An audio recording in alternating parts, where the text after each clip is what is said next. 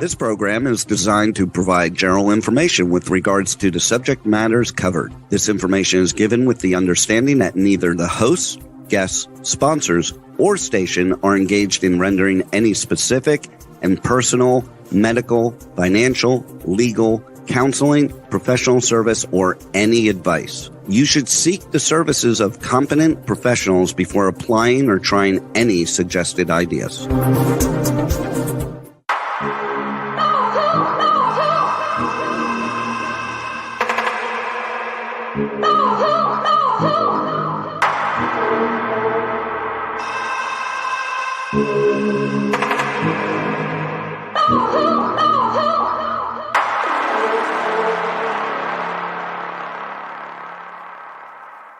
Good morning, true seekers and true crime junkies. Welcome back to another episode of Hit the Road Jack, Finding the Zodiac. I have some YouTube comments we're going to start out with this morning. We're going to have Nolan Del Campo back with us today. We'll be looking at the balance of the evidence that I have researched on the Lake Berryessa murders, and then we're going to move into some information about Jack himself, and then hopefully into the Stine murder. So basically, this last week, we had some extremely interesting people shouting out on YouTube in regards to the presentation. And of course, one of them, he said, or he goes by the name @FreeHongKong. He says, Jack is not the Zodiac, with a smiley face, which I found a little comical. I giggled. Basically, I asked him, though, is that because he believes that somebody else is, or that despite the evidence against Jack, is there something that he has or some type of specific exculpatory evidence that would allow us to exclude Jack as a possible suspect? And I didn't get a response. I thought it was cute because I asked him, is that why you didn't take the time really to come here and tell me Jack's not it? Clearly you can see I've put a lot of work into this and you must have something a little more for me, but I never got a response to that. We did get another YouTube comment from Marvel Herman, and he said, the frame of reference, there is something strange about the Zodiac. After years of study, it still eludes me. It doesn't add up. On one hand, it's maniacal, yet the other's severely calculated. Why the phone booth? Why call it all? The ciphers? Why even bother if it's simply hate? We are dealing with a very high-profile individual in an esoteric society. That's my opinion to date. I found that was extremely astute, since I myself have thought that there was something far more calculated behind these murders than simply somebody running out and hating the world and killing people just so that he can write to the newspapers and call out people in political instances and other things of that notion. So we're going to talk a little bit about that when we climb back into the evidence from Lake Berryessa. But I did also have one other comment from Moonlight, who noted in one of my videos that she had noticed Jack was listed as a light truck driver in the 50s on his military records for his civilian occupation. I didn't really pick up on that before. I always thought the light truck driver was a statement that he made for the first 3 years before the 3 years previous to him entering the military for the first time, which I really kind of just related to the bootlegging he was doing. And of course, he wasn't going to say bootlegging on that particular application. But so she noted that he is listed as a light truck driver during the 50s. And so he is most likely transporting supplies as an AI technician. Now, I'm not sure where she gathered that information from, but it is an interesting one because she goes on to say this is what is making him so mobile for the military through the states. That could be a very good possibility. Honestly, I hadn't contemplated whether or not if he was a light truck driver, who he'd be driving for, or what the territory was that he might travel or cover as that light duty truck driver. All we know is that she keeps making relations to these murders, missing people, and bodies to very, or at least close proximity to military bases all over the United States. And I do agree with her that, yes, many of these are within minutes, or the evidence in these crimes are actually tied back to those particular, like the military boots or the ammo that's used. These things are all being tracked back to military installations as well. So that was a very, very good catch, and we might have to do some research into what he was doing as a light truck driver. So that I'm going to bring back on Nolan Del Campo. Is he still with us? Oh, yes, he is. Yes. Good morning. Good morning.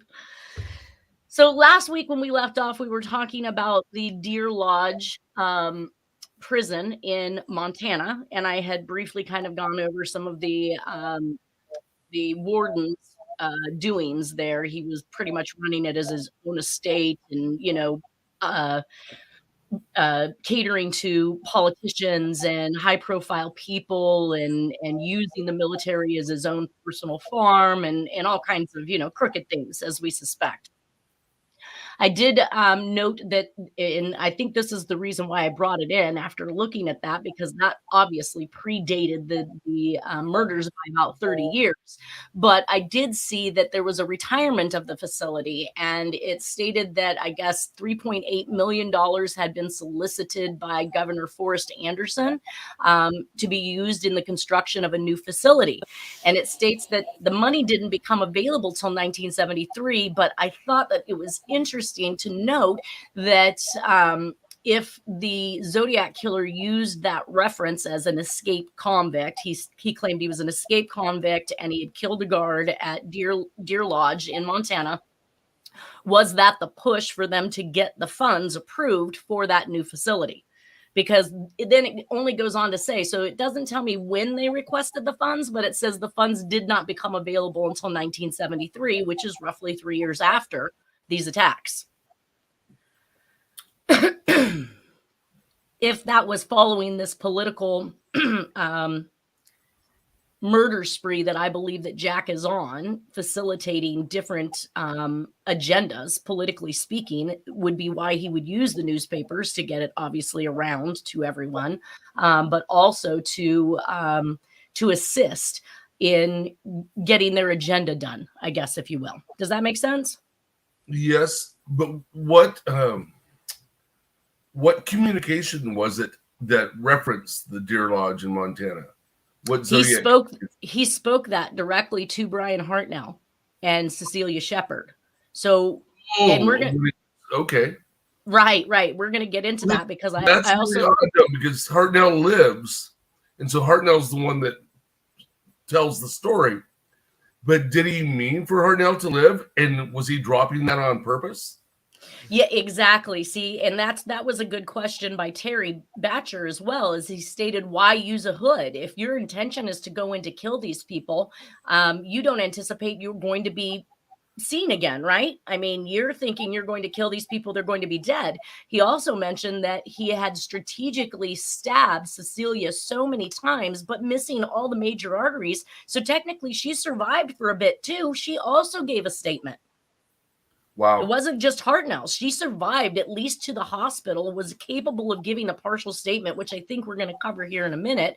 Okay. But like you just said, why the hood? Why make these mentions if they're neither here nor there? I mean, it's not like he's looking to make small talk. He's here to kill you, right? I mean, that would be the idea. Well, kill her anyway.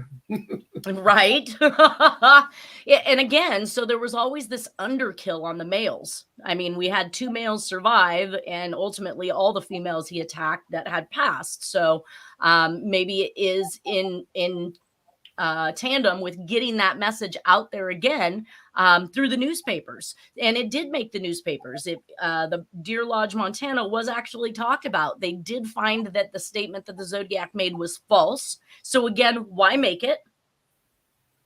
Unless there is some agenda behind making it. So that's why I looked this stuff up. I also noticed that they described something called con boss.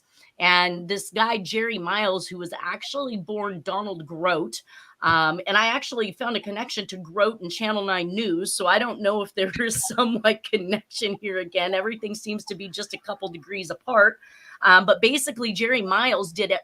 He after getting out of prison the last time in Atlanta, Georgia, he moved specifically to Montana because he heard that the system, or the penitentiary system there, was known for having con bosses. So basically, you were like the mob inside the prison running things. Wow. So he did what he could do. The second he got out of Atlanta, Georgia penitentiary, he caught a bus to Montana, and then he committed a burglary within a few miles of the penitentiary, and he found himself thrown back in, and he becomes the con boss of the garment shop. it says, due to his experience in similar places in other penitentiaries around the country and the notoriety of his experience in the USP Atlanta Leavenworth, and of course at Alcatraz. So he also spent some time in Alcatraz. That's Very, pretty wild. right. And he actually went He in. was being placed in these different facilities for a purpose.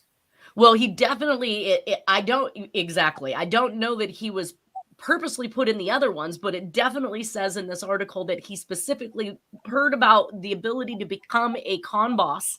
And he, even when he was in the other penitentiaries, he would purposely commit other crimes while he was in so that they would keep him and he could keep running things. Yeah.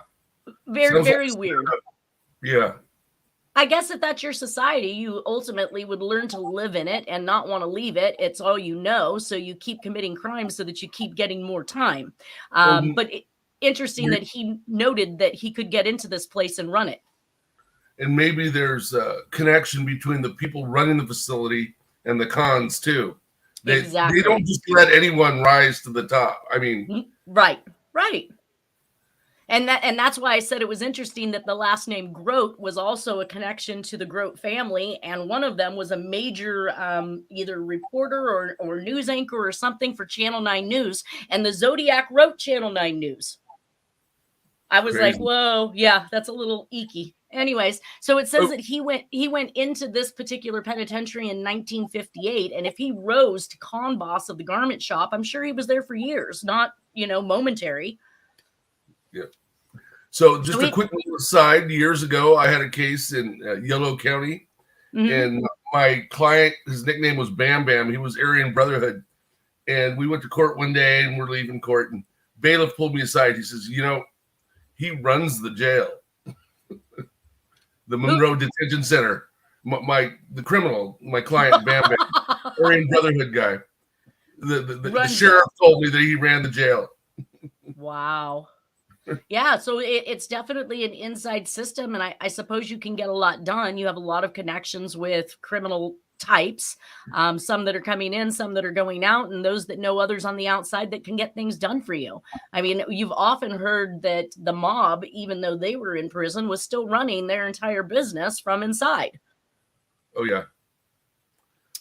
All right, well, enough on that horse. Anyways, if he went in 1958 and by 1973, they're finally given, it sounds like it took some act of Congress to get this money to them. And it may very well have been the statement that the Zodiac made, even though what the Zodiac said was false and was proven to be false. No guard had been killed at Deer Lodge, and nobody had escaped within the time frame in which he stated. So let's go back. Let's go ahead and put up that presentation and we will move on. So this is out of Dennis Kaufman's book. This is his take on it. I know that he had been given, specific information by the FBI more than I had myself. I never really kind of looked into the actual murders or questioned or asked for any evidence or, what they had on it. But I'm pretty sure that Dennis probably did. And so he had some interesting takes that I hadn't heard before, and I thought it would be interesting to read. And it says, on August 7th of 1969, Zodiac writes a 3-page letter to the Vallejo Times-Herald. This is the letter he gives himself a name, Zodiac. So now we've got Dennis also confirming that he self-named himself the Zodiac, that this wasn't a media hype. September 27th, 1969, Cecilia Ann Shepard and Brian Hartnell was having a picnic at Lake Berryessa. During their picnic, Cecilia noticed a man in the distance standing behind a tree. The man was a couple hundred feet away. The next time Cecilia noticed the man, he was only about 20 feet away behind a large oak tree. Cecilia told Brian in a very alarming tone, "Look, that man has a gun." When Brian looked up, he noticed a big black figure coming right at them. The man had a black mask that was squared on top, and on the front side of the mask that hung down over his chest was a crossed circle. The man was also carrying a gun. As the black figure stood over them, he began to talk. Brian could notice that the man had a pair of glasses underneath the mask. The man's gun appeared to be a .45 cal. At first, Brian thought that it might be a joke, but it was not long before he realized it was not. The man talked in a slow, monotone voice. He said that he just escaped out of prison and he needed their car to go to Mexico. Now, I've been talking about this Mexico reference since the lipstick killings back in 1945. There's always been this reference by these killers about Mexico, going to Mexico, work in Mexico. So I thought it was interesting that not only did he talk about having escaped from a prison, but he's talking about where he's going, which is kind of, I saw it in Black Dahlia, I saw it in Lipstick. We're now seeing it in the Zodiac. We're going to continue to see the Mexico reference. It says, Brian remembered that the man wore a lightweight blue-black windbreaker over a reddish-black wool shirt. And some of these details are far more details we've ever been given. They're not even in the reports from Brian Hartnell that we read to the investigating officers. It says the man's hands were hidden by black gloves. So this is the second time we're hearing that gloves were involved. Gray Smith's interview of Brian Hartnell indicated there were black gloves too. However, in the initial interviews with the police officers, Brian said he didn't remember and didn't see gloves. So there was no thought gloves were involved at that point. And so that fingerprints probably, or some type of fingerprints might have been left behind. But now we've heard twice, both by Gray Smith and now by Dennis Kaufman, that he was in fact wearing black gloves. And it says, and he had on old-fashioned pants, baggy pleated slacks. Brian described his height to be at least 5'10" and his weight around 225 pounds. The man ordered Brian to lie face down on the ground. I'm going to have to tie you up. So these I'm going to have to statements also kind of allude to what you were talking about, Nolan. It's odd that he would make references to something that he didn't anticipate these people would repeat. The fact that he has to tie him up is almost like the Black Dahlia being justified, or retribution, or the things that he talks about as if these are jobs that he has to do, not something he wants to do. He says, I'm going to have to tie you up, he said. Brian refused at first, but then he complied, not wanting to take a chance on getting them both shot. The man told Cecilia, tie the boy up. He handed her a piece of rope and she tied him up real loose. The man then tied Cecilia up and then tightened Brian's rope. The couple lay there on the ground, hog-tied and helpless. Brian felt at this point that something serious was going to happen. The black hooded figure said, I'm going to have to stab you folks. Again, here's a going to, have to statement. Yeah. And isn't the four different things, it's like gun, knife, rope, water? Fire. But yes, you are absolutely correct. Right. And all four are present at this. No fire. Oh, fire is the other one. Fire. Okay. Yes. Yeah. But that I think that was his MOs. I think he was stating that you could probably find murders that revolved around gun, rope, fire, and knife, as if to say that you're not going to find a similar MO for each of these crimes, but he's letting you know he is responsible for all of these different types of crimes. And there is evidently some indication that there were some teenagers that were set on fire. I do show some in the 70s, I believe, at a yogurt shop in Texas when Nora left Jack and Jack went back to Texas to be with his mom.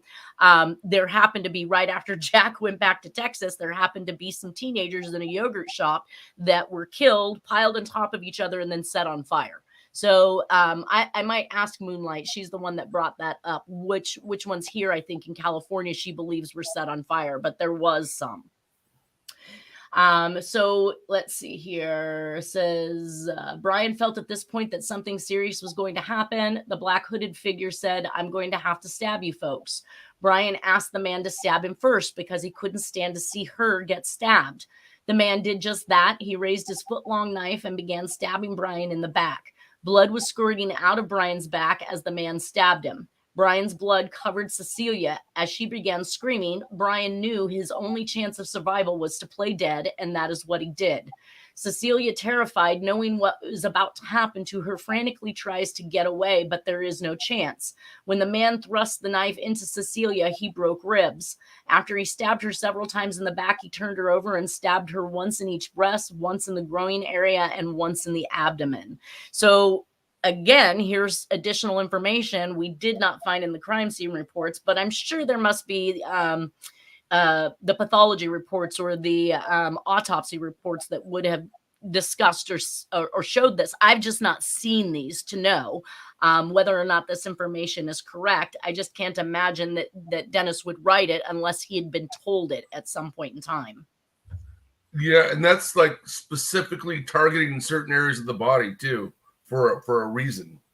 Right. Well, Black Dahlia was, her breasts were cut, her groin area was, all of that was pretty much similar. And we do know that per Graysmith's book that he told the couple at Lake Berryessa, time is short. So there's that reference back to Black Dahlia, Elizabeth Short, in the whole scheme of that connection between communication. So we see time is short in the Sherry Joe Bates, and time is short now in the Lake Berryessa. So again, I think it's just that connectivity of the statements and again, communication. To continue on, he says at one point the man stabbed her in the chest and thrust the foot-long knife its full length. The more she fought, the more the man stabbed her. Finally, the man stood up and walked very casually across the peninsula to his ice blue two-door Chevy Impala. I don't know where he gets that information at me, because obviously nobody saw the two-door Chevy Impala parked at this location where they were killed. I don't know if this is just his improvisation at this point, because I also have questions about the ice blue Chevy, which we'll talk about. But it says, and he put the hood and bloody knife in his front seat. Again, how does he know this? He then walked over to Brian's car and wrote a message on his door with a black felt tip marker. He wrote the dates of the Vallejo murders and wrote the current date, September 27, 69 at 6:30 by knife. At the top of the message was a cross circle. Brian was able to maneuver down to where he could use his mouth to untie Cecilia. It was difficult with all the blood, but was able to free her. She gained consciousness long enough to untie Brian, which had to have been difficult in her weak condition. Brian's intention was to crawl for help, but he was not able to get far because he had lost so much blood. A man and his son were fishing that day out of a boat when they heard the cries for help. When the man and his son got close enough to see the awful sight, they decided not to go any closer. Instead, they went to Rancho Monticello, which was 2 miles away, to get help. Park Rangers Dennis Land and William White were 3 miles away in their patrol cars when the call came over the radio. When Brian saw the man and his son leave, he figured that no one was going to come, so he started crawling towards the road. Brian had made it about 300 yards when help finally arrived. Cecilia died that night at the hospital, so see, she was still alive and capable of giving some sort of a statement. She had just lost too much blood, he said. Brian managed to survive the attack. 1 hour and 10 minutes after the attack, the phone at the Napa Police Department rang. It was a man reporting the attack at Lake Berryessa. The man told Officer David Slate, "I want to report a murder." No, a double murder. They are 2 miles north of park headquarters, and they are in a white Volkswagen Carmagia. "Where are you?" asked David Slate. "I'm the one who did it," said the man. When the police traced the phone call, it had been placed from a payphone right across the street from them. So the Napa Car Wash, which I would just have to go back and check to see, because back in my days of living there, I'm not sure that I knew where the police department was. But it says across the street from them. This is quite like another crime where a body had been laid out within the eye shot of the police department. It says from them, and the phone was still off the hook. It appeared the Zodiac targeted young couples in remote areas until his target suddenly changed. And that brings us to this. So,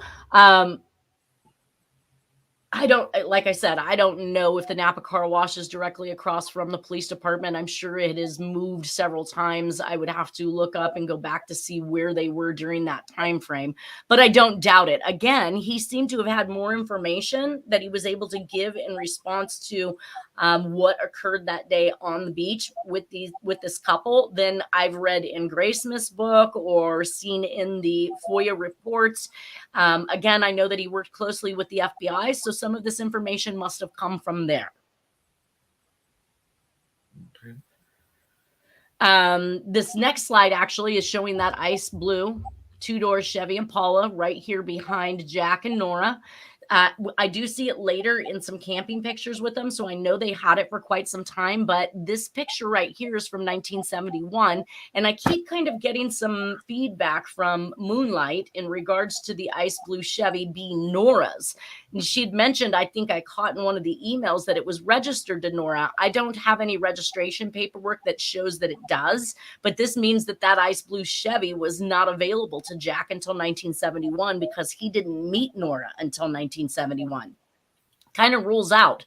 It was Nora, Dennis's mom? Yes. So this is them meeting and dating for, I guess, the first time before getting married and all of that stuff.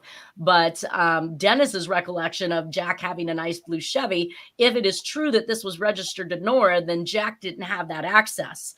Not that that means anything to me. It's neither here nor there, because we have a different suspect that's cited in this Chevy. Doesn't look anything like what is produced by Brian Hartnell in regards to the Zodiac. Likely that the person in that blue Chevy was just out for the day with killing time or being a perv and staring at girls. Who knows? Either way, it doesn't preclude Jack from having committed this crime, since nobody knows what vehicle the suspect was driving, and I did not see any reports of that vehicle being parked there, or that they had witnessed it being parked there when the murders occurred. I did do some quick lookup. I just wanted to see what was going on in politics in 1969. So I looked up the Clintons, and we see that Hillary has already made a name for herself before entering Yale College, where the Skull and Bones Bush comes from, Scroll and Key, Meyer and Woolworth, all of these things having some type of a play in here with the Zodiac, and the Wolf's Head societies are discussed. She took on Senator Edward Brooke of Massachusetts, first elected Black Senate member Republican, who disagreed with Nixon and was investigated by John Kerry. And we see that the Zodiac mailed a letter to Massachusetts. Clinton was originally backing Republican views, which is very interesting, until we see her get involved with Watergate. And even more interesting is that Hillary Rodham Clinton is from Park Ridge, Illinois, 10 miles from Edgewater, which lipstick killings occurred in Edgewater, and 16 miles from Chicago, Illinois. So I showed that Martin Luther King Jr. was born in Atlanta, Georgia, and died in Memphis, Tennessee, and was of Irish ancestry. Zodiac killed in Georgia, and there's a letter mailed to Tennessee and Massachusetts. So again, some more connectivity with these political happenstances. And again, my political inclination comes from the ghost poem that we're going to see in the future from the Atlanta, Georgia child murders, where he says there are politicians running around with their heads cut off like chickens. It sounds to me like the Zodiac is making some statement in which he believes there's reason for politicians to fear him. Okay. Here we have a picture of Jack in 1969 in Sunnyvale with the family. So I had been told before that, oh no, Jack was not even in California in 1969. Well, that is obviously now disproven by the fact that we have pictures with him in the family in Sunnyvale. And of course, Sunnyvale is where he eventually moves back to, or at least with his no address, running around in this bus after he separates from Doris Reynolds. So we definitely have positive identification of Jack back in California during this time. So what the secondary composite on the Lake Berryessa case is this individual that Dennis has likened to his brother. So it is an eerie coincidence that there is a considerable likeness of this particular composite and Danny Tarrance. But as we look at this, I get to see up here in the left-hand corner. Now this picture is actually turned sideways or rotated counterclockwise to look at this initial composite that's up here, which was of that second suspect. So it looks to me that for the Lake Berryessa murders, they were likely trying to hone in on this particular individual as the possible suspect. And we see how these particular composites have evolved all the way to the one from the Napa County composite right here, which appears a little more clearer and not so rudimentary. When I lined those up with Dennis, Denny Tarrance, we can see why Jack or Dennis Kaufman thought that there was some similarity. He has the tight, small lips. He's got these little round eyes, or not round, more squished and slanted eyes. He claimed that Denny also had a scar on his forehead, which was identified by, and I don't know, the girls that actually witnessed this individual stated that he was some yards off. So I don't know how they had ever even seen this scar on this individual's head. I would have to think that it would be very bold, big scar for them to have seen it from as far away as they stated he was watching them.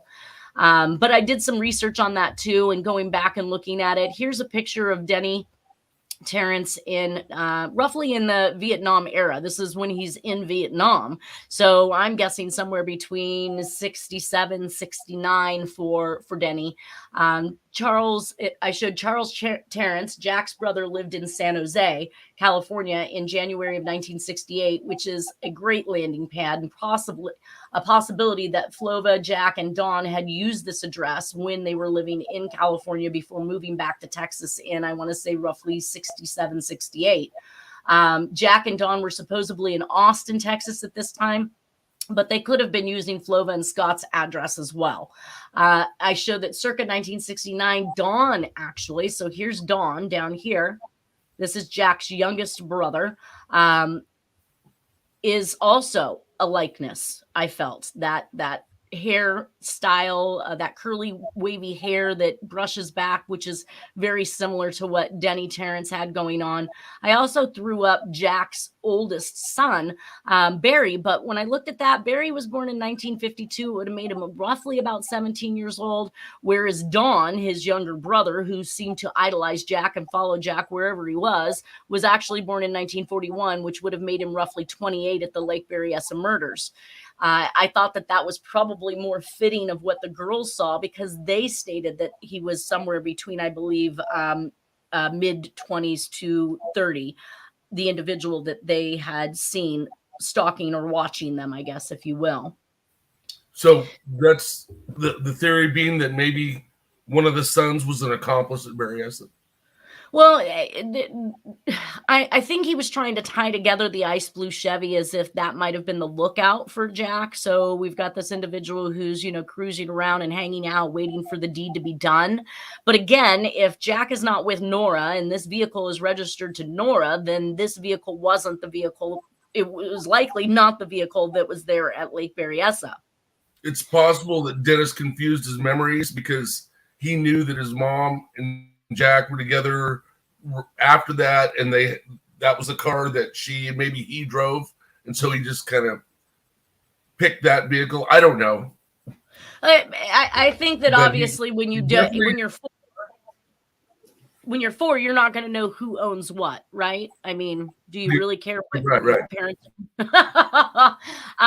And so, and like I said, I have no indications that ice blue Chevy was actually owned by. When I was 4, my dad had an ice blue Chevy too. Did he? It must have been a popular car. Yeah. Pretty color, that's for sure. California. But again, we have that Chevy Impala was a super sport too. Yeah. Sounds to me like you liked it. Again, though, I don't see anything that puts that car at the crime scene witnessed by someone. So again, I have to set that one aside with the suspect that was viewed in it, the car itself. Just because it was a strange thing that occurred to somebody doesn't necessarily mean that there was a crime being committed by that person. And until there was some witness of this particular vehicle being at a crime scene after 71 with Jack, then I don't really know that Chevy plays much into Jack's involvement in the Zodiac cases. But also when I look at the possibility of the individual who would have been, I mean, like I said, Dennis tried to claim it was Denny Tarrance that was possibly the lookout and driving the blue Chevy for Jack while Jack was, hunting his kill. when I look at these pictures here of Denny, this is Vietnam, so this is roughly the same era. Denny is extremely skinny. He's not well built like they described. He's not over 200 pounds. He doesn't appear to have black hair by any means. I mean, I would think in a black and white photo it would show up fairly black. And up here, we're not seeing a whole lot of black. Either way, again, like I said, very, very skinny, not the build. So I almost want to rule Dennis Tarrance out of this. And if there was a possibility, I would think that Don Tarrance, Jack's youngest brother, at the age of 28, would have maybe had a little bit more weight on him, maybe been a little better built than this teenage-ish type person we're seeing in Dennis Tarrance. Either way, there's some interesting things here that I thought play right into this, because then you kind of get a sixth sense of who Jack was and how he raised his family. In these pictures, Denny writes, "This is the weapon I captured the day I shot the gook. This is the weapon that I could have cost my life because he almost had it fired when I shot him." So this is, and then he says, "This is my old faithful shotgun the same day I got the gook." So clearly he is, I assume anybody who was willing to go to war back then in the day of Vietnam were probably racists, right? Like, you're going there to kill the enemy. You consider them the enemy. You're going to talk badly about them. Well, that was part of the whole process of convincing people to kill people they didn't know. You dehumanize them and you give them funky names, and they're more like animals than people. So it's easier to kill them. That makes sense. Well, I don't think... Yeah. I don't think that you really had to like convince this individual, because as you listen to this, and then later in life, one of my theories is that he was a helper, maybe not at Berryessa, but I think later he assisted Jack. Oh, absolutely. I think that, well, here, I'm going to read this. Dennis puts in his book, "I remember reading a letter that Dennis sent his dad while he was in Vietnam. I don't remember the whole letter word for word, but I remember the last part of it very well. Dennis ended his letter to his dad, Jack, with, 'Dad, I killed 16 gooks today, and you would love it here because hunting season is open all year.' This statement that Dennis made in his letter to his dad establishes that Dennis knows his dad likes to hunt. Dennis clearly stated that he had killed 16 people that day. This clearly establishes that humans are being hunted. This indicates to me that Dennis knew his dad liked killing people, because that's why he said his dad would love it here, because you can kill people all year long." That's just geeky. He says Denny must have liked it. It's also kind of a little reference to The Most Dangerous Game too, right? The book, the movie, yeah. And so then obviously his son is well aware. I concur with you. I think that he was very much aware of what his dad was into. Denny must have liked it in Vietnam because he chose to go back and do a second term. It was obvious it did not bother Jack's son to kill, and he may have even enjoyed it. Jack watched his dad shoot a man over a beer bottle. His dad only got a 4-year suspended sentence. He did not spend any time in jail for doing so. So killing is in the family. It's definitely something that, and I get it, when you're at war, that's what you're forced to do. But Jack never had that opportunity. In my take, every time he ended up in war or got to go somewhere, he never was actively in like a war field where he was shooting and killing and hunting people. He was too valuable in other areas. They didn't want to risk his life. All right. So here are some additional pictures we show, again, of Jack's brother Don at a later time, and with his wife and his mother at this point in time. And then we see all of the brothers and sisters together, at least minus the one sister who had passed away at the age of 3. But this is the actual family unit, or the sibling unit, from Jack's life. And from the left, we have Don to Chuck to Dee, and then to Jack himself. Now, Dee, coincidentally, I'm not to say coincidentally, she actually was, she did several years, I think, for an armed robbery. So nefarious things seem to occur. And evidently, I was reading some of the stuff that Dennis had said, and Jack's mom, Flova, was a huge fan of Bonnie and who was the famous killers? Oh, they were almost like the Robin Hood killers. Bonnie and Clyde? Bank robbers, you mean? Bonnie and Clyde? Yeah. Yeah. Bank robbers. Yeah. Okay, so yeah, mom supposedly was a huge fan of these individuals, and then daughter goes out and commits an armed robbery herself and gets herself hemmed up and put in prison. Very interesting family. And that brings us to Stine. We did make it. Yes. I made myself a note. I obviously didn't read research info that Boston PD enters investigation. Okay, so basically in the FOIA files, we have the Boston Police Department entering the Zodiac investigation, and I have made myself a note to research that because I'm not sure what occurred in Boston, but why Boston, Massachusetts is picking up or deciding to climb in would either allude to that letter that was written to the Massachusetts or written to Massachusetts from the Zodiac Killer, or one of the documents that are in the FOIA files that was mailed, they might have attributed to the Zodiac Killer. But we do show that that was occurring by October 6th of 1969, and I don't believe that the Massachusetts letter was mailed yet. So there must have been some crime. I'm going to have to definitely research that. It looks like there was some type of a crime previous to Paul Stine's murder, where the Boston Police Department has decided to get involved once or by October 6th of 1969. So that might play odd. into. That's really odd. That's across the country. Yeah. Right. And that's early because I don't really find that the crimes that they start bringing other jurisdictions in on actually occur until the 70s. So very interesting that we have Boston jumping on board at this point, but it must have been something I read in the FOIA files. So I'm going to have to go back to find it. All right. About Paul Stine, he was shot behind the right ear at point blank range. That's the same shot that killed Robert F. Kennedy. Point blank range behind the right ear. Right. Well, and then also JFK was shot behind the right ear as well, right? I mean, that was long distance. He was shot in the head. I thought it didn't take off. Yeah, up here, like near the temple and forehead. Blew half his head off. Yeah, see, but wouldn't that have come from behind for that to happen? No, it came from the front. Oh, did it? The people that try and blame it on Oswald say the shots came from the rear, and maybe some shots did. But the kill shots came from the front. The shot to the neck came from the front, and the shot to the head came from the right front, which is where the grassy knoll is. Ah, okay. Now I understand the grassy knoll reference. Huh. Right. But Robert, Sirhan was in front of him and maybe to the side, but never behind him. But the shot that killed Robert was behind the right ear, just like Paul Stine. Gotcha. So distractory. Look over here, not over here, while we do what we do. Yeah, and it was basically just 1 year later, and not too long after the Manson murders. Right.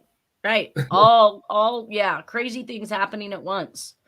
So on October 11th of 1969, Paul Stine on Cherry Street in Presidio Heights, San Francisco, California, was shot by the Zodiac Killer. Suspect asked to be driven to Washington and Maple, but for some reason, Paul stopped at Cherry Street. Suspect shot him once in the head behind the right ear. JFK, RFK connection. He tore a piece of his shirt. Now, and of course, you know that Harriet Suchet believes that Paul Stine is retribution for having killed RFK. So it's if anything, very coincidental that he's shot in the same manner that RFK was. If her solves are true, right? Yep, it's just a different gun, but RFK was killed with a 22, which I think you told me, and I think Dennis told me that was Jack's favorite weapon. But I think Stine was killed with a 38, right? Right. I don't know. Yeah, I'm pretty sure. It wasn't a 22. It was a 38 or a 45. I'm pretty sure it was a 38. Okay. Maybe I have some information in here on it, what he was actually killed with. But so suspect shot him once in the head behind the right ear, tore off a piece of his shirt to clean out the cab. There were fingerprints, palm prints left at the scene. This murder is on the murder map that was delivered to Sandy Betts, and they took his wallet and his taxi keys. It shows 35 to 45 years of age. Oh, so this is basically the description based of the Zodiac Killer. I wrote down 35 to 45 years of age, 5'10", 190 pounds, crew cut, reddish blonde hair, eyeglasses with plastic frames, and paunchy stomach, wearing a parka type jacket, navy blue or black, dark baggy trousers. So they're now describing basically what the description Brian Hartnell gave of the Zodiac at Lake Berryessa. He would have lost 30 pounds by witnesses' identification. So pants would, he would have lost. I wonder where I got that information. Some of this stuff is so old, I don't even recall writing it. But he would have lost 30 pounds by witness identification, so pants would be baggy. It says someone calls to report the shooting, but reports come back.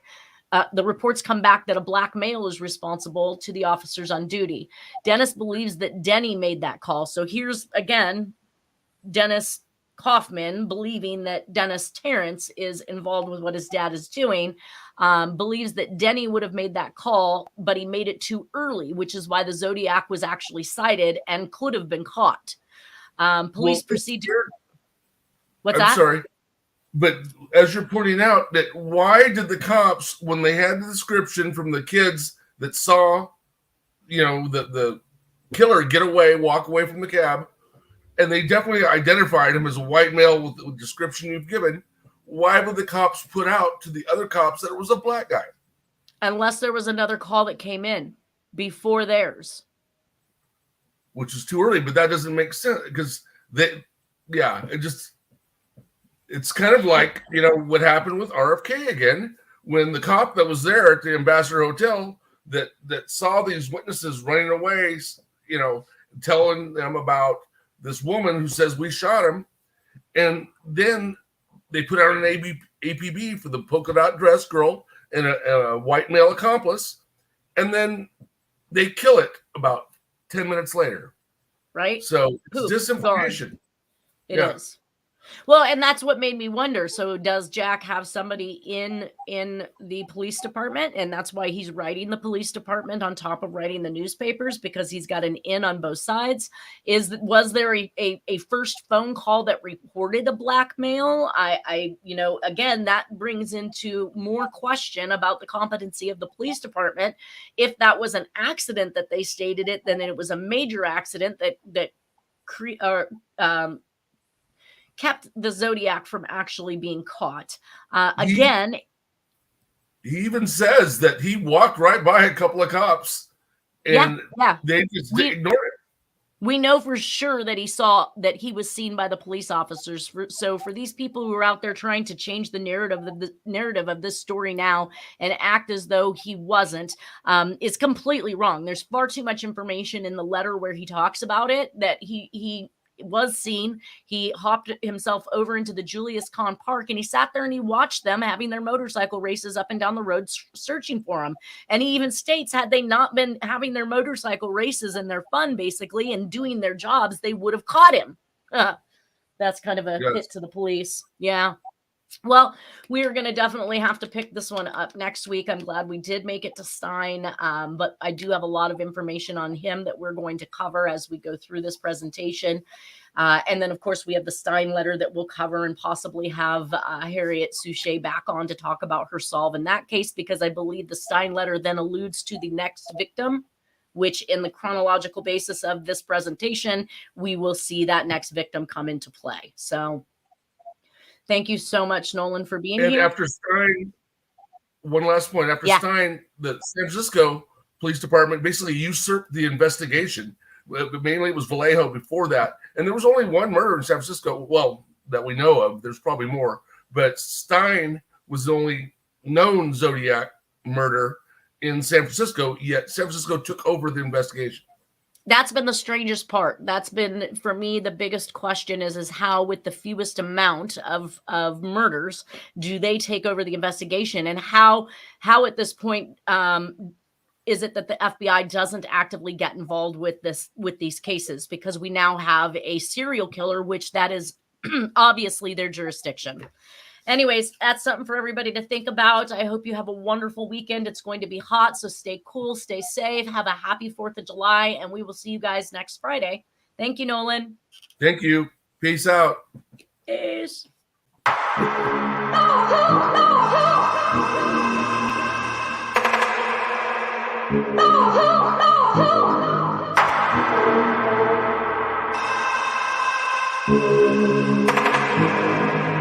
Oh,